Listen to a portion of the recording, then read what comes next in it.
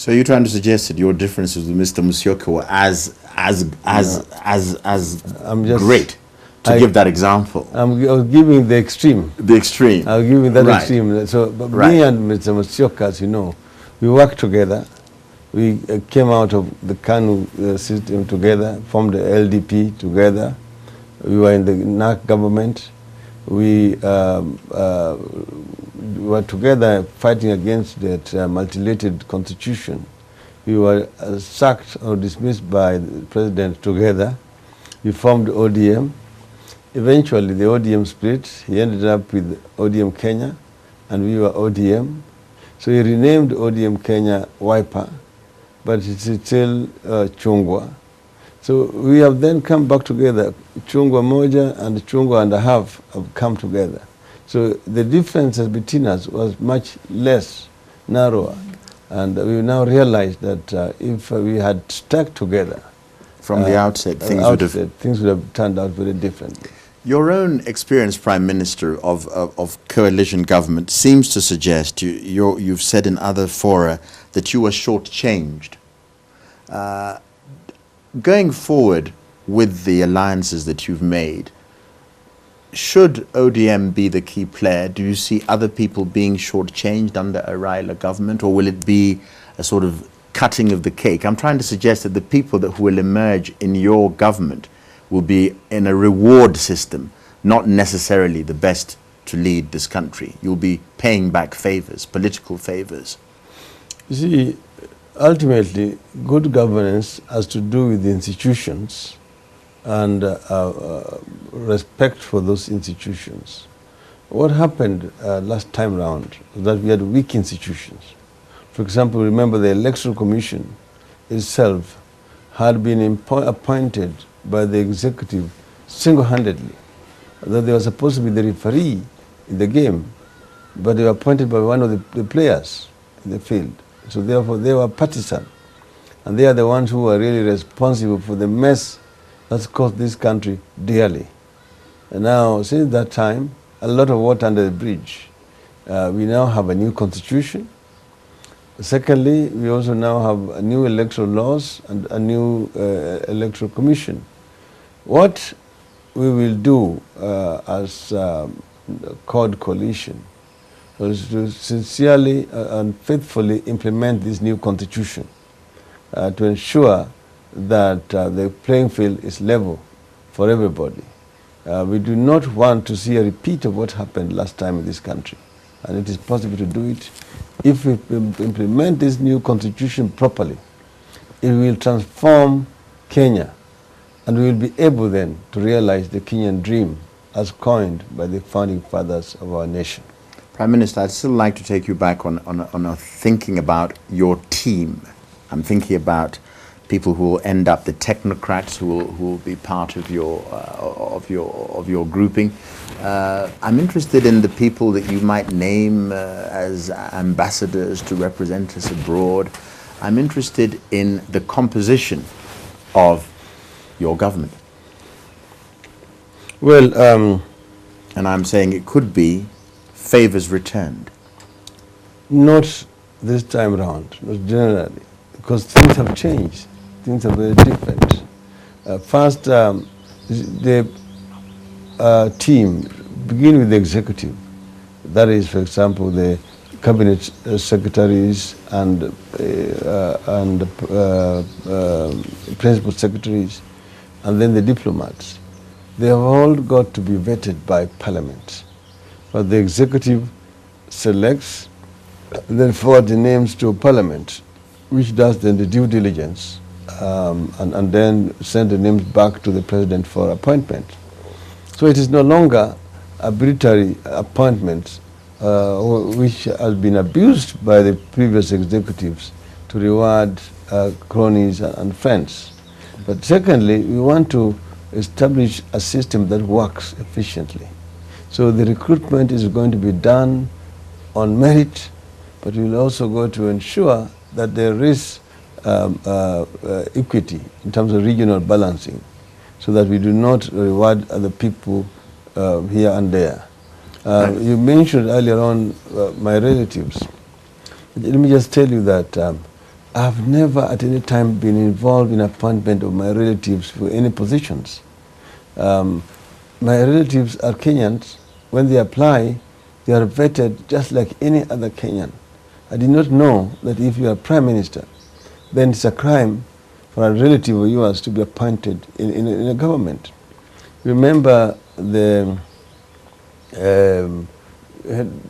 late John F. Kennedy appointed with his brother Robert. Yes. As yes. Yes, and the brothers in the UK as ministers. Right. And the two brothers in Poland, one was a president, one was twins, a prime minister. Indeed. Right. Yes. And I can go on and on. Right. But I'm just saying point that, taken. Yeah. Entirely. So, I think we should take some point, Prime Minister, towards the end of this conversation, to give you time, as we've done with others, to actually elaborate more on this idea of the Chord Coalition's commitment to an equitable distribution of the country's wealth. Is this just a high-sounding phrase? Break it down into component parts. Well, first, CB, you know, we have the Constitution has provided for devolution. And in that, there is also a formula for wealth sharing, particularly, for example, in terms of mineral resources of this country. If they are found in any kind of county, what proportion will go to that county, what then proportion goes to the investor and to the national government. So we are going to, that's why we are saying we are going to faithfully implement the Constitution to ensure that there is fairness in the country. And there will be other counties which are more endowed with the resources than others. And there is also provision for balancing. That's why, for example, you've got equalization fund to be able to bridge the gap that will exist between the counties in terms of resources. We, as a national government, will be like the referee in this, because we don't want to have 47 countries under one roof. We want to have one country. So we want to ensure that there is a uniform development across the country. So we will create structures and systems that will enable us to monitor and supervise development throughout this country.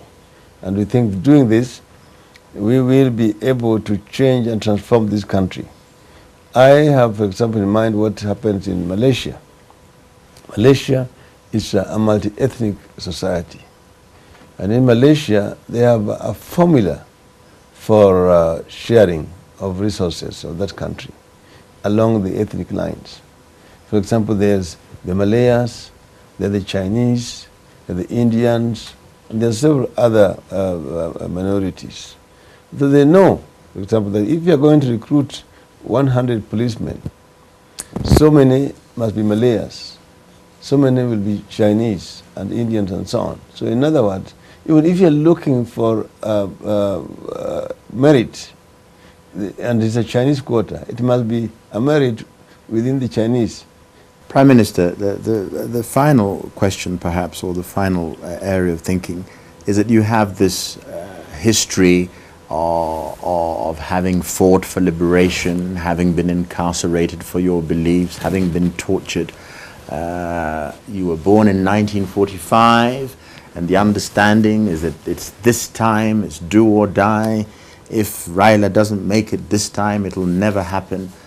Are these things that exercise your mind as you go into the elections? Is it a do or die, wanting to go into the history books as the liberation fighter who eventually became president? Is that how you see it? No, Sibi, it is not a zero-sum game for me. For me, it's a calling. I represent a group of people.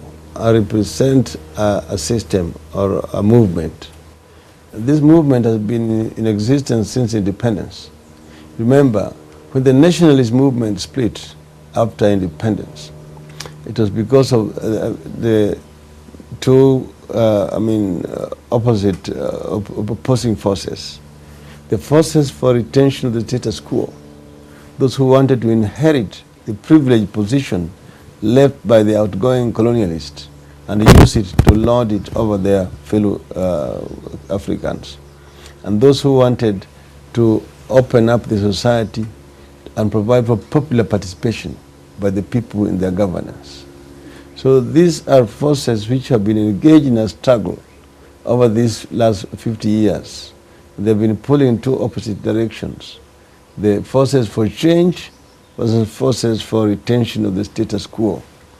I represent the former, the forces who want to change this country and allow our people to participate fully in its development. So empower the people, popular participation. This is what I represent. And if the people of this country elect me for the first time, the others will have actually triumphed. In other words, we have been governed by the forces who wanted to retain the status quo. And that's the reason why Kenya's potential has not been fully realized, because it has been a very elitist development. And that's why countries which were at the same level of development, like Kenya, and I keep on giving the example of Korea, have given us such a huge gap. I mentioned last night that Korea's GDP was, per capita income was $79 in 1970 against 110 for Kenya. Today, the per capita income of Korea is $22,000 against $460. I want to be an agent that will help our people to close that gap. Prime Minister, thank you very much for coming on the JSO interview. Thank you, Sylvie.